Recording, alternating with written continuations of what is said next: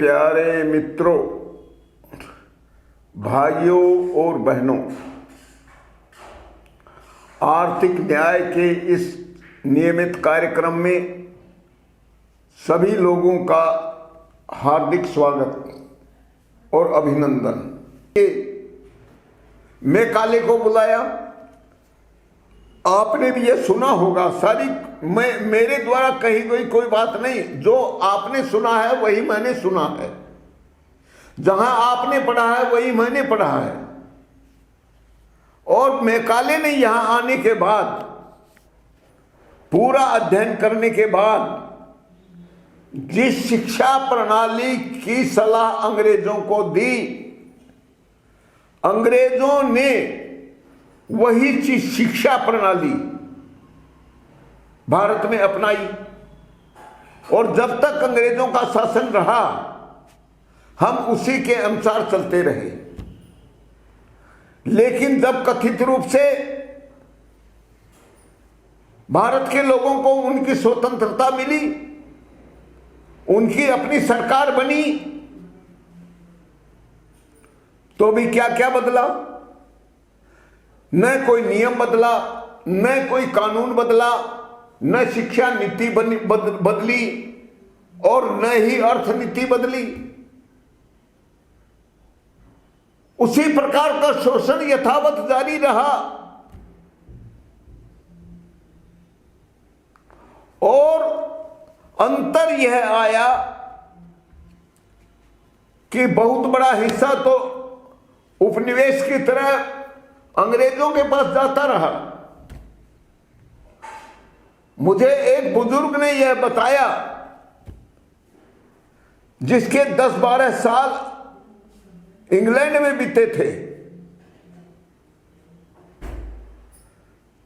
कि अंग्रेज चले गए, लेकिन सत्ता हस्तांतरण एक मोटे समझौते के आधार पर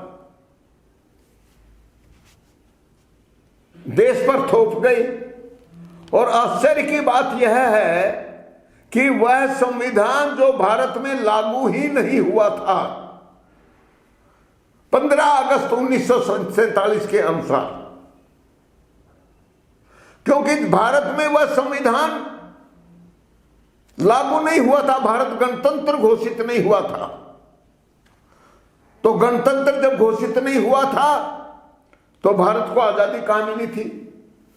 जो देश का प्रधानमंत्री घोषित किया गया, वह देश की जनता का स्वीकार किया गया नेता कैसे बन गया, प्रधानमंत्री कैसे बन गया। और वह व्यक्ति भी जो देश का प्रधानमंत्री बनाया गया, वह लोकतंत्र के आधार पर भी नहीं बना।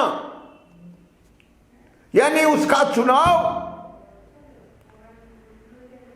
जिन्होंने किया था, उन चुनावकर्ताओं में से 16 में से 14 लोग सरदार पटेल को प्रधानमंत्री के रूप में देखना चाहते थे।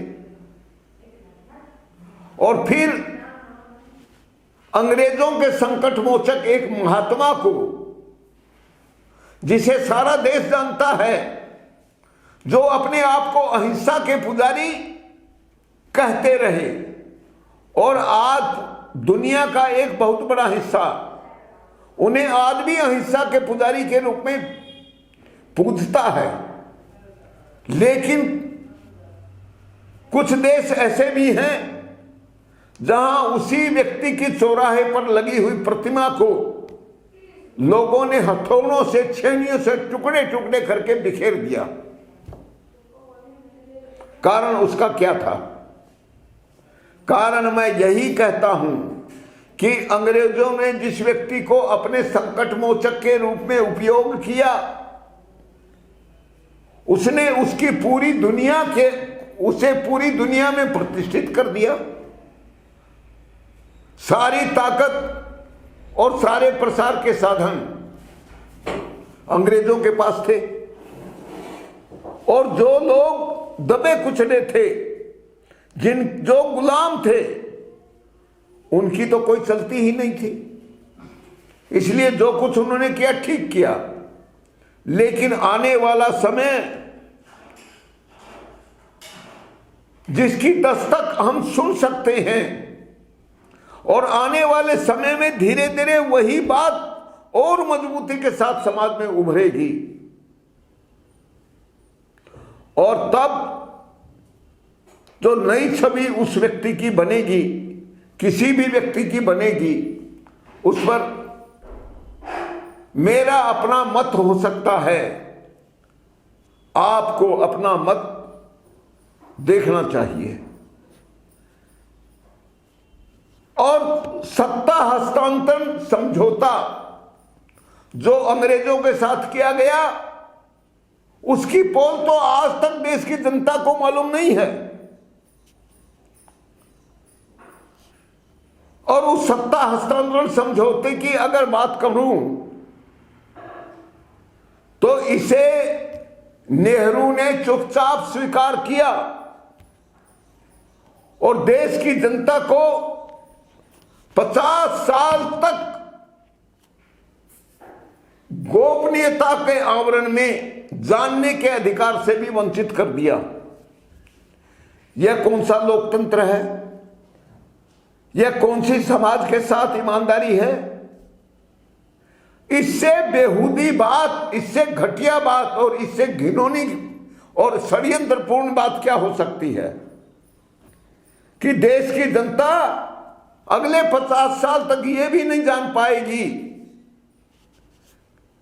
कि अंग्रेजों के साथ